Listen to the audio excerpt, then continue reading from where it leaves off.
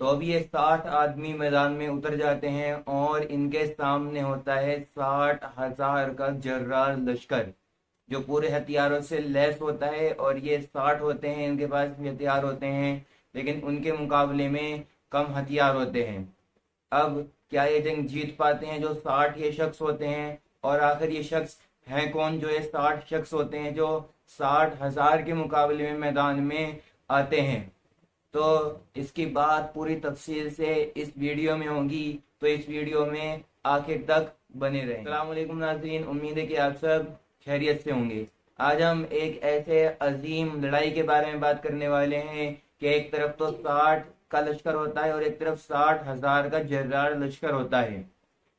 तो जैसे कि आप सबको मालूम है, तकरीबन आज से 1438 या 1450 साल पहले इस्लाम आया था इस दुनिया में। और फिर इस्लाम धीरे धीरे फैलता चला गया, धीरे धीरे इस्लाम जो है मजबूत होता चला गया। और इस्लाम अब फैल जाता है रोम की तरफ, और ये दमिश्क की तरफ जो है कसद करता है, दमिश्क की तरफ जाता है जंग लड़ने के लिए, वहां को फतह करने के लिए। अब क्या होता है कि ये लड़ाई है यरमुक की। यह है जंग यरमुक। आप हिस्ट्री किताबों में देख सकते हैं, जंग यरमुक के नाम से आपको एक जंग देखने को मिलेगी हिस्ट्री में। अब ये जंग यरमुक होती है और इसका एक हिस्सा जो है पूरा हो चुका होता है, यानी कि एक मर्तबा लड़ाई के लिए आते हैं और जो भी तफसीली बात है वह हो चुकी होती है, हम इसके बारे में बात नहीं करेंगे। फिर इसके बाद ये भी वापस आ जाते हैं जो इस्लामी लश्कर होता है, और फिर वो भी अपनी छावनी वापस चले जाते हैं जो रोमी का लश्कर होता है। अब क्या होता है कि जब ये मुसलमान भाई वापस आ जाते हैं इस्लामी लश्कर, तो हजरत खालिद बिन वलीद कौन है? कि हजरत खालिद बिन वलीद हैं ऐसे कमांडर के जिन्होंने 100 से ज्यादा जंगी लड़ी और एक भी जंग में इनको शिकस्त नहीं मिली। और इनका नाम भी आप सल्लल्लाहु अलैहि वसल्लम ने रखा था सैफुल्लाह, यानी कि अल्लाह की तलवार इनका नाम रखा गया था। और इनकी मौत भी, वफात भी इनकी बिस्तरे मर्ज पर हुई थी। तो ऐसे अजीम कमांडरों में से एक हैं इस्लाम के। अब इस्लामी लश्कर होता है तकरीबन 24,000 के करीब, और जो रोमी का लश्कर होता है वो होता है 1,20,000 के करीब। अब जो हजरत खालिद बिन वलीद होते हैं, जब एक हिस्सा पूरा हो चुका होता है वापस आ जाते हैं इस्लामी लश्कर। अब ये तजवीज पेश करते हैं हजरत खालिद बिन वलीद रजी अल्लाह अन्हु कि हमें क्या करना चाहिए कि हमें अपने 30, 60 नहीं, बल्कि हमें अपने 30 साथियों को लेकर के उनके 60,000 के लश्कर के मुकाबले में निकलना चाहिए। अब ये 30,000 की तजवीज पेश करते हैं। और ये तजवीज क्यों पेश करते हैं, इनके पीछे ये अपनी बात बताते हैं, अपनी राय रखते हैं कि हमें ऐसा करना चाहिए कि हम अपने कम साथियों को लेकर के मैदान जंग में निकलें, और ये साथी भी वो हों कि बड़े ही मजबूत, ये अजीम शान जो है कमांडर हों, ये 30 जिनका चुनाव किया जाए। अब ये कहते हैं कि अगर हम ऐसा करेंगे तो जो बादशाह है हेराकिल, उस वक्त का बादशाह होता है, रोमियो का जो बादशाह होता है वह हेराकिल होता है, कि अगर हमने ऐसा करा तो फिर क्या होगा कि अगर हमने उनको भगा दिया, यानी कि हमने उनको शिकस्त दे दी, जो रोमियो का लश्कर होता है 60,000 का, तो इससे क्या होगा, बादशाह के दिल में डर बैठ जाएगा, और जो रोमी सल्तनत है उसके दिल में जो है डर बैठ जाएगा कि इन्होंने इतने से होकर के हमारे इतने बड़े लश्कर को भगा दिया, शिकस्त दे दी, तो फिर जो हमारा 10 लाख या तकरीबन कुछ लाख का लश्कर है तो उसको भी ये शिकस्त दे देंगे जो इस्लामी लश्कर हैं। तो ये तजवीज वो पेश करते हैं, और ये तजवीज जो उस वक्त के कमांडर होते हैं यानी सिपहसालार होते हैं हजरत अबू उबैदा रज़ी अल्लाहु अन्हु, उनको ये तजवीज समझ में आती है। और कई सारे सहाबा होते हैं वो भी कहते हैं कि तजवीज बिल्कुल सही ही मालूम हो रही है। अब वो कहते हैं, जो कमांडर होते हैं सिपहसालार हजरत अबू उबैदा रज़ी अल्लाहु अन्हु, कि तुम ऐसा करो कि तुम 30 नहीं बल्कि 60 शख्स ले लो, यानी कि 30 और ले लो इनके साथ। इससे क्या होगा, हजरत खालिद बिन वलीद तो ये कहते हैं कि हमारा एक जो शख्स होगा, एक जो जंगजू होगा, एक बहादुर होगा, वो उनके 2,000 के मुकाबले में होगा। लेकिन जो सिपहसालार होते हैं वो कहते हैं तुम ऐसा नहीं करो बल्कि 30 और ले लो, ताकि वो तुम्हारी खंदा पेशानी के साथ तुम्हारा साथ दें और तुम्हारा सिपर बने, और तुम्हें जो है और ज्यादा और ज्यादा तुम्हें साथ मिले उनका, और फिर तुम आसानी से जंग को जीत पाओ, उन्हें शिकस्त दे पाओ। और वो कहते हैं कि इससे क्या होगा कि तुम्हारा एक साथी या तो ही तुम्हारा एक बहादुर उनके 1,000 के मुकाबले में होगा। अब जो हजरत खालिद बिन वलीद होते हैं रज़ियल्लाहु अन्हु, वो कहते हैं कि सही, ये तजवीज हम मान लेते हैं।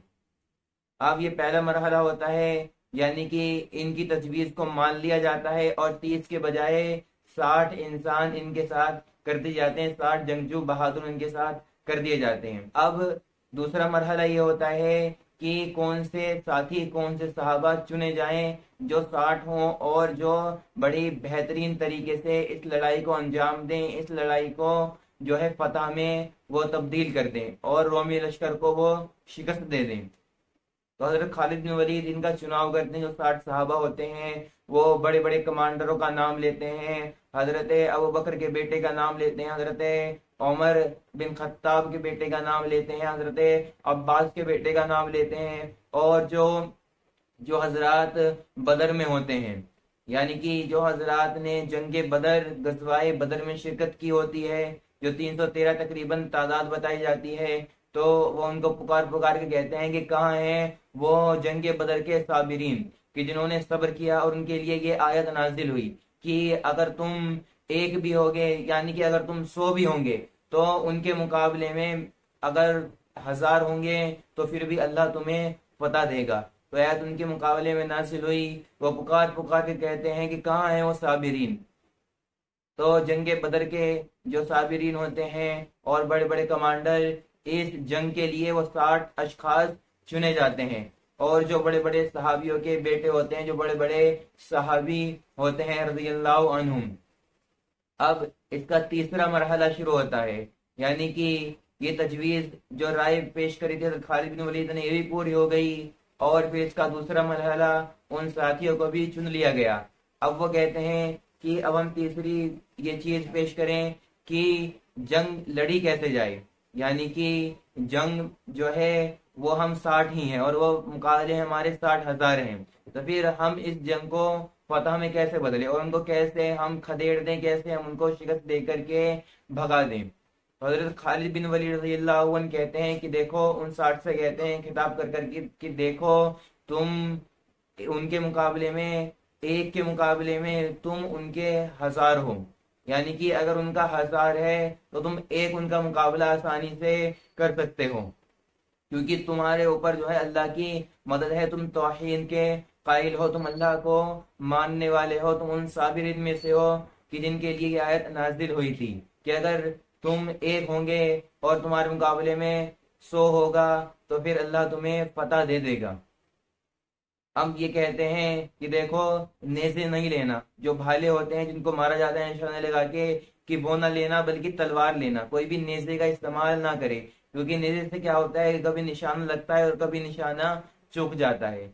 और वो ऐसे ही कहते हैं कि देखो, तीर और कमान ये भी ना लेना, क्योंकि तीर कमान से निशाना लगाया जाता है तो वो भी कई मरतबा क्या होता है, चूक जाता है, और कई मरतबा लगता भी है, कई मरतबा चूकता भी है। तो देखो, तुम सिर्फ तलवार का इस्तेमाल करना। और वो 60 के 60 घुड़सवार होते हैं, वो घोड़े ले लेते हैं।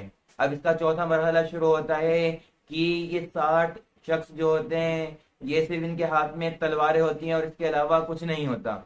अब ये 60 के 60 मैदान में आते हैं और उनके सामने होते हैं 60,000 का लश्कर। अब हजरत खालिद रोमियो के लश्कर को खिताब कर करके कहते हैं कि देखो, तुम हमें कम ना समझना कि हम सिर्फ 60 हैं, तुम ऐसा ना समझना कि हम सिर्फ 60 हैं, बल्कि हमारा एक सिपाही तुम्हारे 1,000 के बराबर है। तो तुम बिल्कुल भी खुश ना होना, तुम बिल्कुल भी खुशी ना मनाना।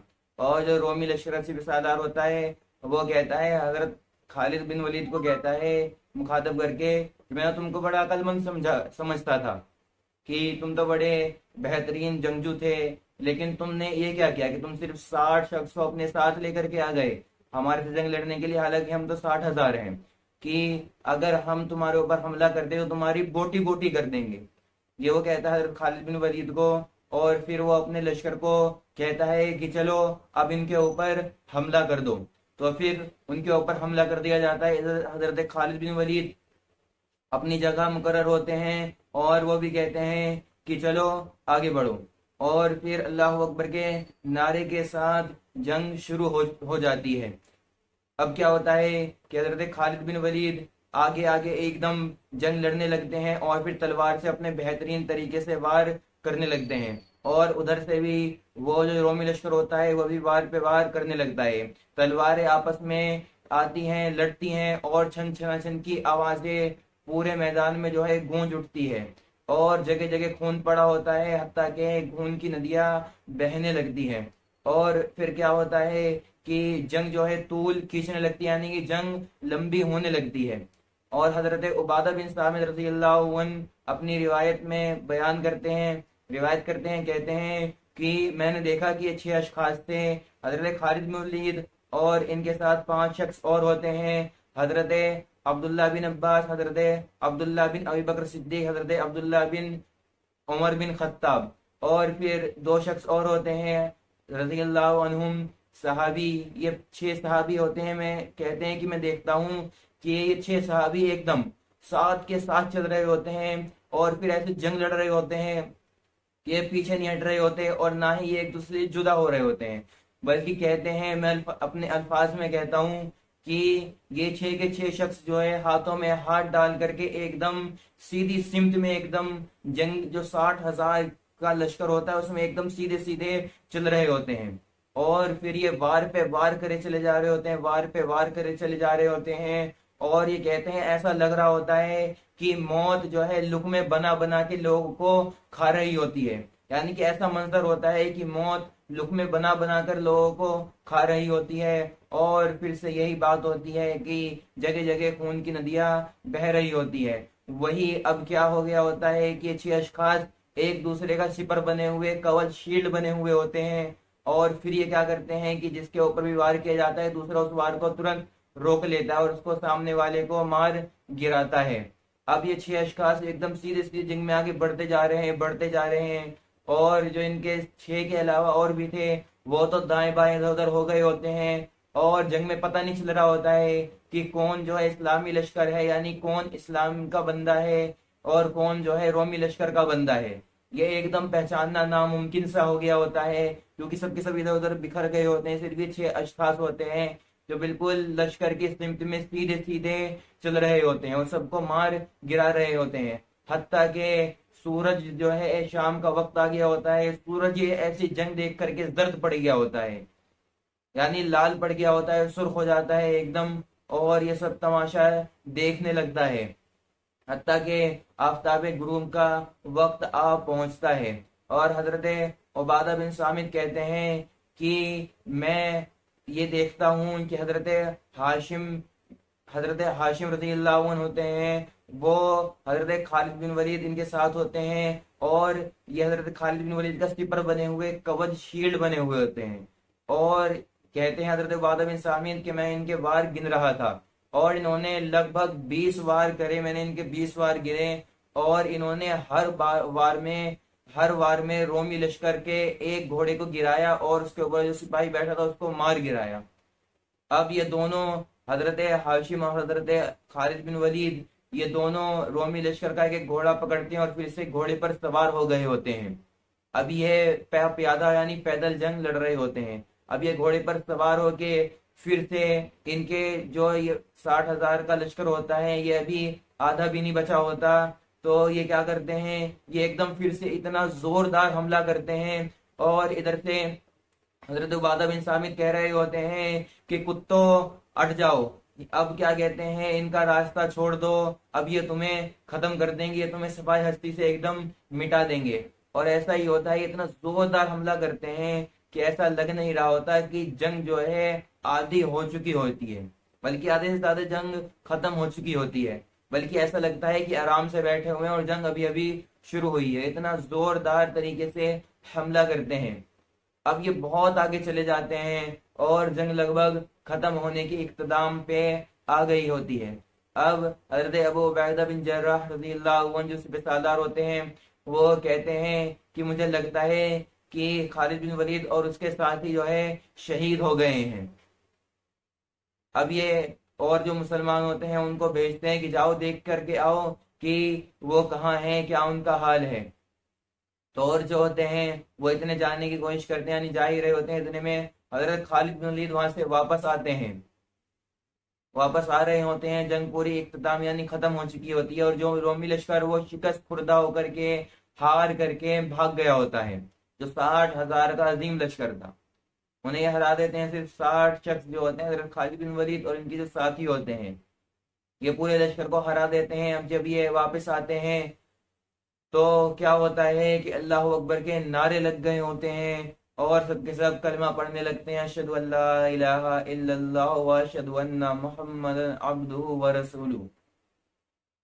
और फिर इसी नारे से जो है, अल्लाह अकबर के नारे से आसमान की फिजा गूंज उठती है, और ये जो जंग होती है, जंग खत्म हो गई होती है। सिर्फ 60 शख्स ने 60,000 के लश्कर को शिकस्त दे करके, शिकस्त खुर्दा बना करके भगा दिया होता है रोमी लश्कर को।